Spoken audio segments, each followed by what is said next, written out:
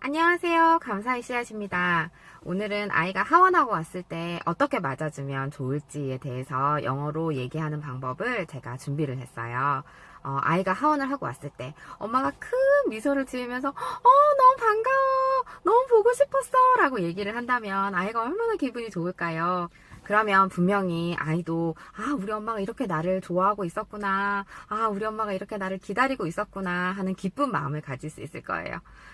그렇게 어려운 표현이 아니니까 우리 모두 열심히 연습해서 아이들이 하원에서 왔을 때 깜짝 놀랄 수 있도록 엄마가 많이 연습을 해보도록 해요. 자, 그럼 시작할게요. 우선 아이가 처음 왔을 때 엄마 얼굴을 봤어요. 얼마나 기분이 좋겠어요. 그러면 엄마는 아이에게 Hi, sweetie, I miss you so much.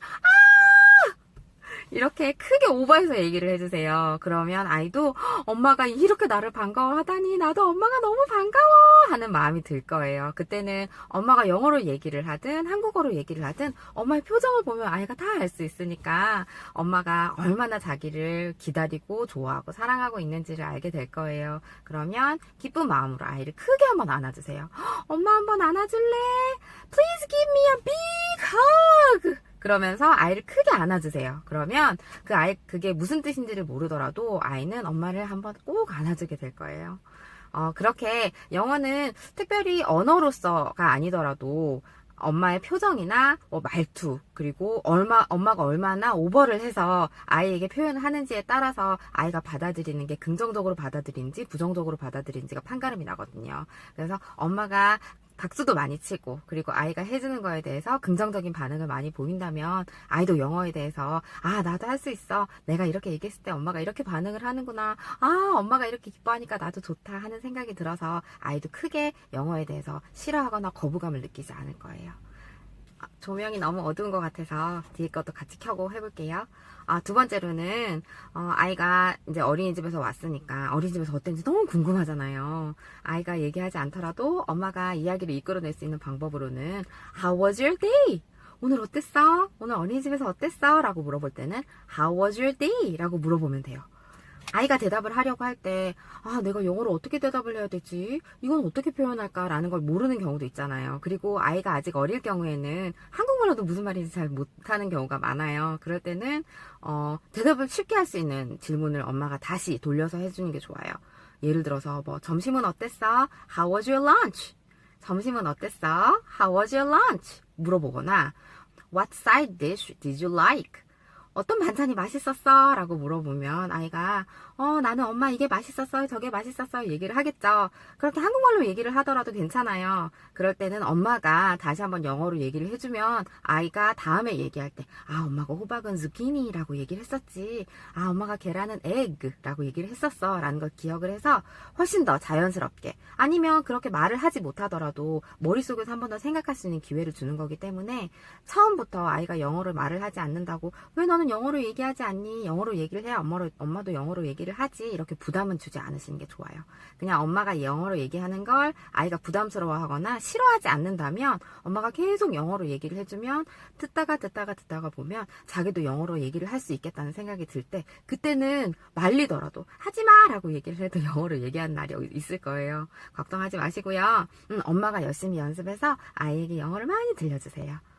그리고 아이가 어떤 반찬이 맛있었어요 라고 얘기를 한다면 그러면 엄마가 다음에 그거 만들어줄게 라고 얘기를 할 수도 있겠죠. 그러면 짧은 표현으로 I will make it later for you 라고 얘기할 수 있어요. I will make it later for you. 간단하죠. 이것만 외워서 얘기를 하더라도 얼마나 아이가 좋아하겠어요. 이제는 엄마가 집에서 어떻게 너를 기다렸는지에 대해서 얘기를 해주면 아이도 좋아할 것 같아요. 아까는 기관에서 아이가 어떻게 생활했는지에 대해서 물어봤다면 엄마가 이렇게 했어 저렇게 했어 라고 얘기를 한다면 아이도 머릿속으로 우리 엄마가 나를 기다리면서 이런 것들을 했구나 라는 생각을 할 수 있으니까요. 우선 집에서 가장 흔하게 자주 엄마들이 하는 게 청소죠, 청소. 그래서 엄마는 너를 기다리면서 집 청소를 했어. I cleaned the house today. I cleaned the house today. 엄마는 오늘 너를 기다리면서 청소를 했단다 라고 얘기할 수 있겠죠. 그러다가 엄마들은 머리를 잘 쓰잖아요. 생각해보면 오후에 아이가 와서 이 책을 읽었으면 좋겠다라는 게 있으면 그 책에 대해서 얘기를 해보는 거예요. 엄마가 청소하는 중에 네 책 하나를 발견했어. I found your book in the living room. I found your book in the living room. 엄마가 거실을 치우다가 거실에서 네 책을 발견했어. 그러면서 엄마가 미리 골라뒀었던 책에 대해서 얘기를 한번 해보는 거예요.